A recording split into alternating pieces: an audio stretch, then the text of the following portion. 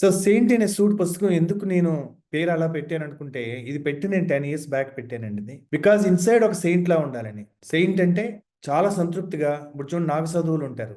వాళ్ళు ఏమీ పట్టించుకోరు. వాళ్ళకి క్లాత్స్ కూడా అవసరం లేదు. అంటే సెయింట్ అంటే లోపల చాలా ప్రశాంతంగా, హ్యాపీగా, సంతృప్తిగా ఒక రకమైన బ్లిస్ తోటి ఉండే వ్యక్తిని సెయింట్ అంటారు. అంటే ఒక సాధువు అలా సంతృప్తి పడితే పర్వాలేదు. కానీ ఒక రాజు అలా సంతృప్తి పడితే రాజ్యం డెవలప్ అవ్వదు, విస్తరించదు, క్షేమంగా ఉండదు. అందుకని సూట్ అంటే ఏంటంటే లోపల సెయింట్‌లా ఉండాలి, బయట సూట్‌లా ఉండాలి. ఎందుకంటే మన మైండ్ 5 స్థాయిల్లో ఉంటదండి. Monkey mind, donkey mind, butterfly mind, eagle mind, monk mind. ఎప్పుడు డిస్టర్బ్డ్ థాట్స్ ఉన్నారనుకోండి, డెసిషన్ మేకింగ్ సరిగ్గా ఉండదు. అందుకని ఎంటర్‌ప్రెన్యూర్ అలా ఉండడానికి వీల్లేదు. అది ఒక ఎంటర్‌ప్రెన్యూర్ చిన్న బిజినెస్ స్టార్ట్ చేసినా కూడా ఒక టీ బడ్డీ పెట్టినా ఇద్దరికి ఎంప్లాయ్‌మెంట్ ఇస్తారు. అంటే మన మైండ్ సెట్ బ్రిటిష్ వాళ్ళు ఎలా తయారు చేశారంటే చదువుకోవడం ఎందుకంటే జాబులకి. ఇప్పుడిప్పుడు ఆలోచన మారుతుందనుకోండి. కానీ ఎంతకాలం పట్టిందండి అది. సో ఇప్పటికి కూడా గవర్నమెంట్ జాబ్‌లు ఇవ్వాలనో, ప్రైవేట్ జాబ్‌లు ఇవ్వాలనో తప్పులేదు. జాబ్ వస్తే చేయాలి. ఇన్‌ఫాక్ట్ బిజినెస్ స్టార్ట్ చేసే ముందు జాబ్ ఖచ్చితంగా చేయాలి. కానీ not with a job mind set.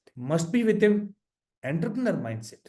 అంటే ఆ బిజినెస్ ఓనర్ ఎలా ఆలోచిస్తున్నారని ఆయనతో కలిసి పనిచేసేదంటే ఇంకా అదృష్టం. సో దట్ తెలియకుండా మీరు ఓనర్‌లాగా ఆలోచిస్తే, ఓనర్‌లాగా పనిచేస్తే one day you will become that. So అయితే మీరు వర్క్ చేసే ఆర్గనైజేషన్ యొక్క కల్చర్ కూడా ఎక్స్ట్రార్డినరీ ఉందనుకోండి.